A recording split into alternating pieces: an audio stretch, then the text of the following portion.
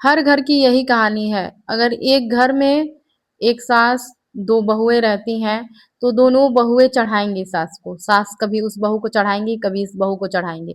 और बहुत सारे घर में ऐसी सास होती हैं या फिर ऐसे देवरान जेठान होती हैं जो एक दूसरे के प्रति भड़काती हैं, चीजों को भड़काएंगी कि आप ऐसा कीजिए, वो आपको ऐसा कह रही थी, आप वो आपको ऐसा सुना रही थी।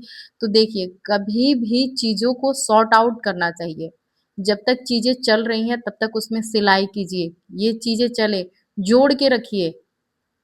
तोड़ना तो है ही एक दिन, लेकिन जब तक चीजें चल रही है तब तक आप जोड़ के रखिए, क्योंकि जब प्रभु की कृपा होगी ना तो आप टूट जाएंगे। अगर आप किसी का घर तोड़ रहे हो तो आपका भी घर टूटते देर नहीं लगेगा, वो भी आपकी आंखों के सामने। इसलिए कभी भी कोई दो लोग झगड़ा कर रहे हैं ना, तो उन झगड़े को आप खत्म कीजिए, ना कि उस झगड़े में आप घी डालिए। कभी भी ऐसा काम नहीं करना चाहिए। और जो लोग करते हैं वो दुगुना सूद के साथ भरते हैं। तो आइए महाराज जी की कहानी सुनते हैं, और महाराज जी क्या कह रहे हैं अपने सुंदर से प्रवचन में। सुई बन करके जोड़ने का काम करना है, कैंची बन के तोड़ने का काम।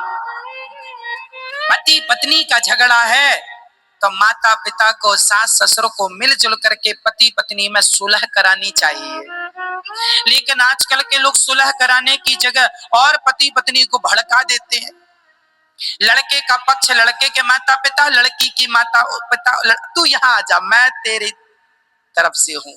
लो, रूस यूक्रेन की तरह युद्ध चालू, यहाँ से परमाणु हमला, वहां से मिसाइल दागी गई, पत्नी की तरफ से एक मिसाइल दागी गई। खबरदार, शकल न दिखाना।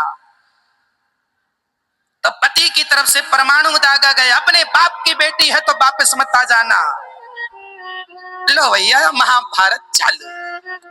सब लोग अपने माँ बाप के ही बेटा बेटी रहते हैं, लेकिन लोग जुनून में गुस्से में कहते हैं कि अपनी बाप की बेटी, असली बेटी हो ना तो मेरे घर में कदम मत रखना।